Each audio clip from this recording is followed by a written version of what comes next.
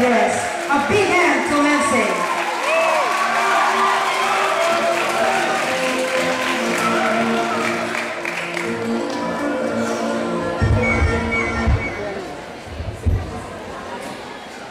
Not art, not books, but life itself is a true basis of teachings and education.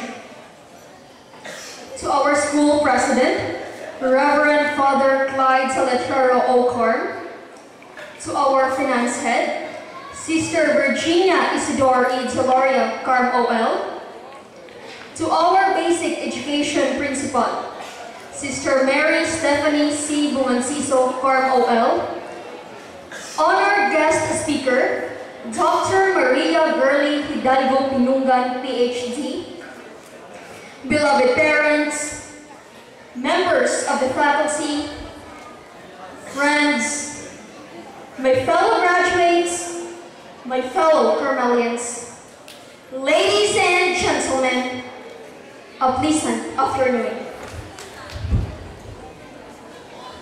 I was not born genius, neither to be good in solving equations, nor in memorizations. It's just that God is so good, and He shared the tiniest portion of His wisdom to me. A portion which enabled me to formulate my own theories, principles, and led me to stand on the different side of learning. Silly but true, how God works. I took the final examinations stressfully. I wasn't able to make it on time because I still need to count the SSC fund, check the dates, compile all the receipts, and check the report again. My mind was about to collapse as I took the examination for limited hours. I didn't really know if my answers were correct because I didn't have any studied subject. I was tired and hopeless. But irony, how God put me on top academically. I didn't call it luck, because I know God has a purpose, even to the smallest detail of my life. The same thought I want to share to everyone this afternoon. Life is just like sailing a boat. When you let waves interfere your journey, you'll end up sinking. But if you will just entrust the journey to God, you'll end up successful. Ladies and gentlemen, it's not about the diploma that will serve as a ticket to enter to the next phase. Neither of the medals and certificates, nor of the academic titles given by our alma mater. But the big hanging question is, after 10 years in basic education, what have we learned? Education, derived from the Latin word educare, which means to draw up. Education must draw us out from ignorance. But did education have drawn us out too much from what is enough, that taught us to see the polluted part of the world? I do believe that when a teacher teaches the aged and the intelligent about crimes, the aged will surely listen and do what his teacher told, while the intelligent will study and learn more from what he learned. The teacher, the school, and books that we have are just the secondary factors for learning. When a teacher teaches, do not do what he is doing, but just observe how he is doing it. In life, do not follow the path of others, but make your own footprints. Well, the school, its name which gives impression to the people, lies its quality to the capacity of the students. And the books, which serves as sources of information, are undeniably essential for learning.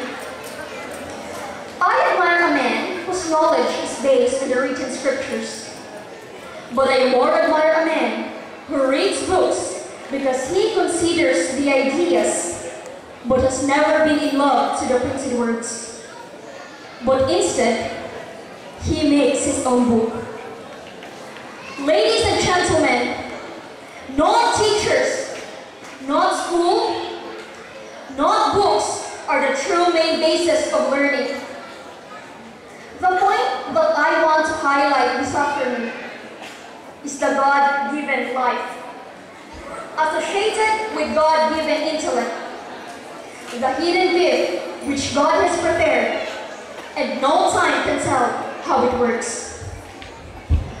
When I was a kid, nobody ever expected me to graduate as valedictorian.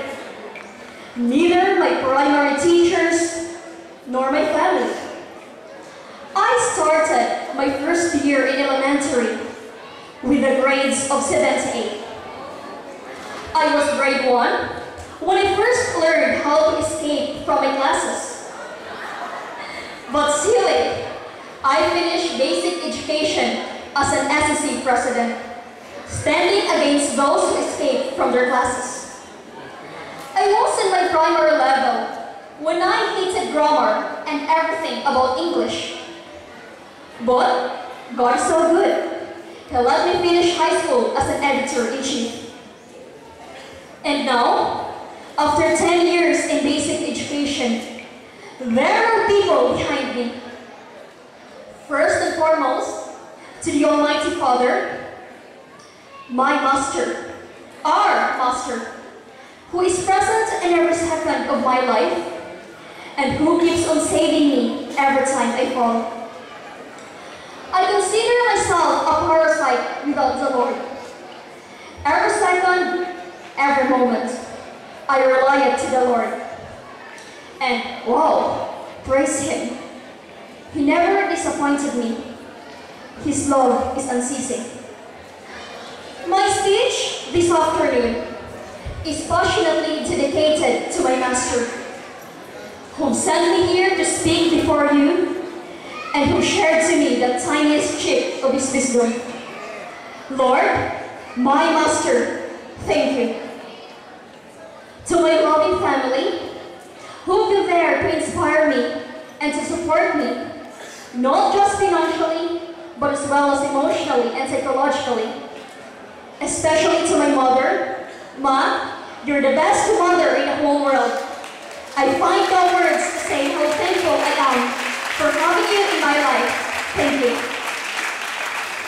To my alma mater, who molded my personality better, who made me feel that I am a worthy student, and who shared to me hundreds of memories. Mount Carmel College, ladies and gentlemen, is more like a potato peeling machine. It trains you. It draws you out from a dusty corner, helps you discover your hidden talents, and give you a chance to grow. In short, it peels your inferior personality. Based on my own experience, it changes you. And all you have to do is to be open-minded with the changes. To my dear Mount Carmel, I bid adieu to you, my alma mater. Thank you. To my loving and considerate mentors, who patiently molded me and generously shared their knowledge to me. Thank you for your patience in providing me further and deeper ideas, especially when I badly needed more complicated explanations. Thank you for not just being teachers, but as well as friends to us. Mom, sir, honor be all yours, for your sacrifices have made fruits. I learned a lot from you. Thank you.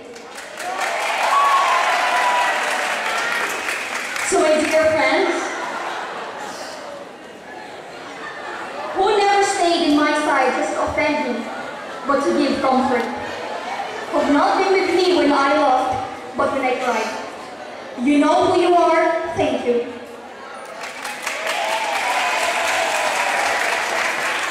To my fellow graduates,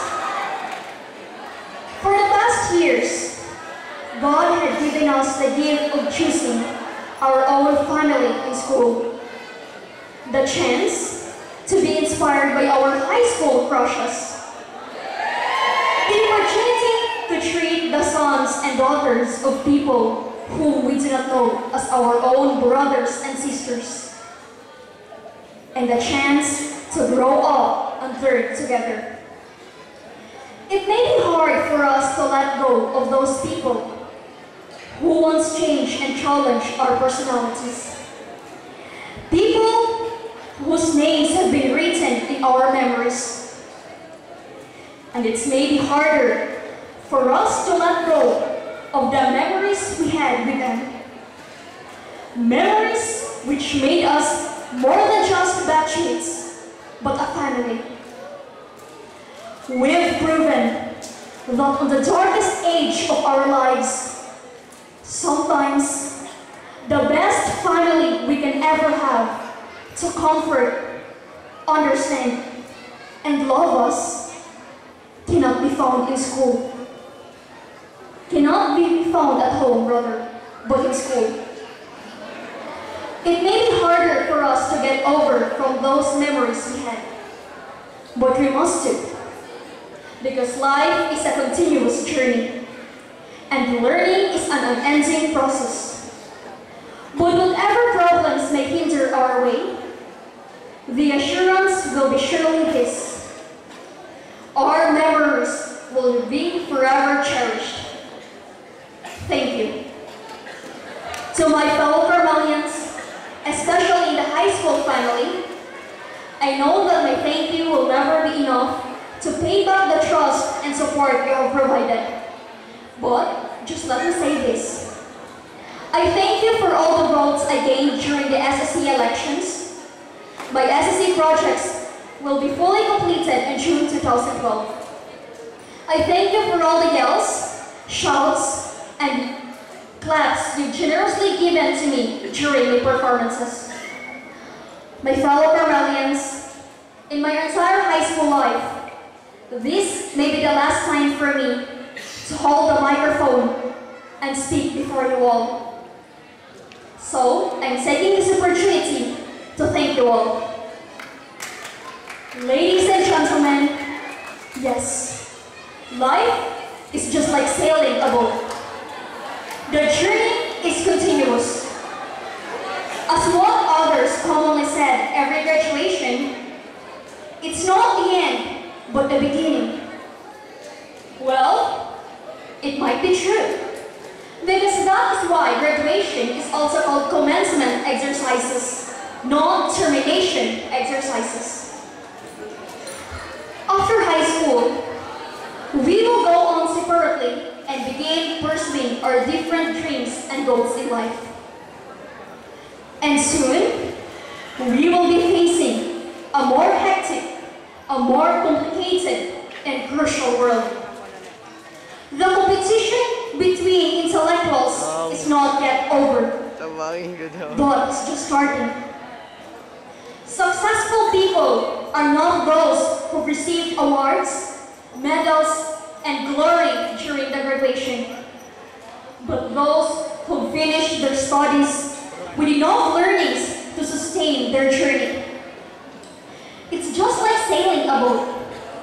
Successful ship captains are not those who've done exhibitions at the middle of the ocean, but those who reach their destinations with abundant experiences. Ladies and gentlemen, the only way to reach our destination successfully is to surrender and to admit that we are nothing without God. Ladies and gentlemen, once again, a pleasant afternoon.